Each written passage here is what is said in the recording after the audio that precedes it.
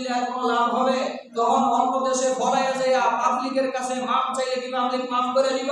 16 বছর পর্যন্ত স্বাধীনতাকে ক্ষণস্থায়ী করে আপনি স্বাধীনতাকে কেড়ে নিয়ে মানুষকে খুন করেছেন, রাহাজানি করেছেন, অন্যায়ভাবে আলেমদেরকে জেল জুলুম অত্যাচার করেছেন, অন্য দেশে ফলাইয়া যাইয়া ফেরাউনের মতো এখন কালিমা করলে কোনো লাভ হবে না। আওয়াজ করে বলেন ঠিক না বেঠিক?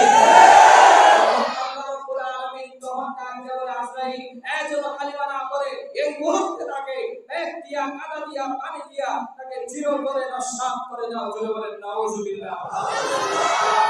ফেরাউনকে নমরুদকে যেভাবে শেষ করে দিয়েছে, বর্তমানেও যারা স্বৈরাচারী জালেম আছে তাদেরকেও ফেরাউন থেকে নমরুদ থেকে শিক্ষা নেওয়ার দরকার আছে না নাই?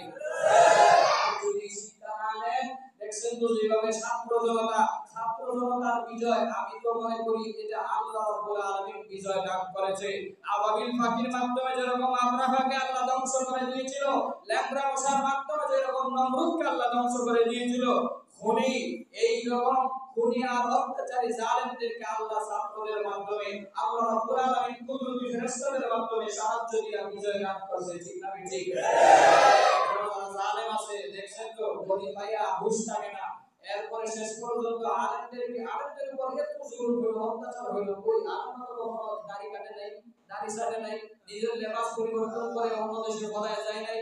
যেই নৌকার মাঝি আপনারা হওয়ার জন্য সারা জীবন মারামারি করলেন, সেই নৌকার উপরে উঠেই আপনারা পলায় যাইতে পাবলিকের হাতে বিধান খান।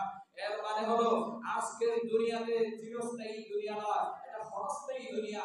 আজকের দুনিয়াতে যদি গদি পান, সিংহাসনে বসেন, দায়িত্বে থাকেন, শুধু দায়িত্বশীল যারা তাদেরকে বলতেছি না, আমরা যে অবস্থানে দায়িত্বে আছি, আমাদের দায়িত্বকে আমরা গনিমত মনে করে, আমরা রাষ্ট্রীয় আইনকে গনিমত মনে করে বর্তমানেও যারা আছে তারাও আমরা শিক্ষা নেওয়া দরকার। কোরআন অনুযায়ী যেই সময় রাষ্ট্র চলবে, ইসলামের বিধান অনুযায়ী যেই সময় রাষ্ট্র চলবে,